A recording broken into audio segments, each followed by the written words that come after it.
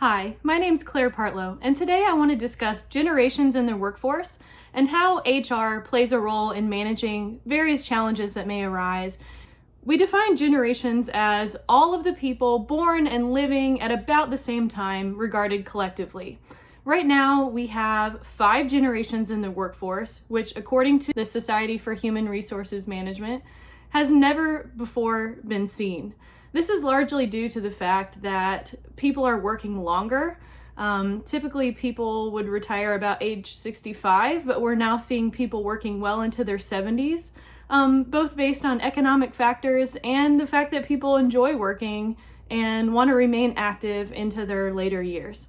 The 5 generations that we're seeing in the workforce are the silent generation, ages 71 to 89, baby boomers, ages 54 to 70, Gen X, ages 34 to 53, Gen Y, also known as the millennial generation, 21 to 33, and Gen Z, which are 20 and under. So you can see that's a large range in ages, and that creates a very interesting dynamic when all of these people are working together and collaborating. Let's talk about some of the challenges and pros and cons that may arise in a multi-generational workforce.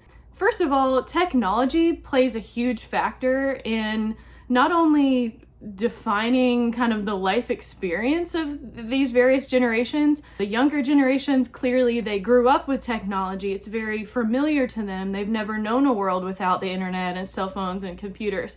Whereas the older generations, they knew a world before any of this technology existed and have seen it come about and how it has impacted and changed the workforce. Sometimes there can be resistance to technology. As I mentioned previously, some of the generations, the older generations such as baby boomers and the silent generation, even some Gen Xers were not very accustomed to technology. It wasn't part of their daily life. So they've had to really embrace this learning curve and figure out where it fits in their role and have to learn all of this from scratch. Whereas Gen Z, Gen Y, they find technology to be intuitive for the most part. So there's not a lot of pushback when new technology is introduced. I think it's important to mention that age is just a number and it should not be correlated with seniority or higher level of knowledge per se. I think everyone's resume should speak for itself.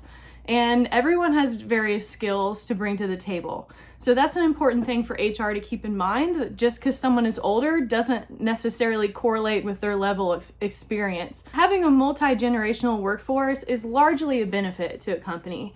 It allows for various perspectives of work to be brought to the table, and there can be a lot of mentoring happening between groups. The older employees can mentor the younger ones, the younger employees can mentor the older ones. So there's a lot of knowledge share that happens.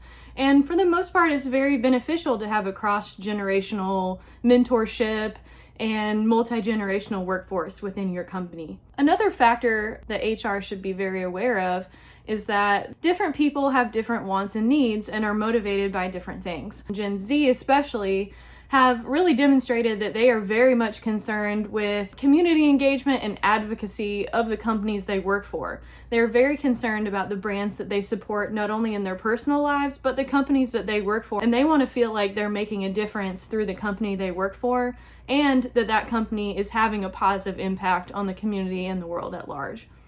In conclusion, there are various challenges that come with managing a multi-generational workforce. However, in the end, everyone just wants to be heard and respected. It's important to always treat others in your workplace with respect, regardless of what age they may be or what their background may be. And I think that HR plays a very important role in establishing the group norms and expectations in the workplace. I'd also like to mention that all of the resources and sources that I'm mentioning in this video are going to be included in the description, so feel free to check out additional information if you're curious about learning more. Thank you.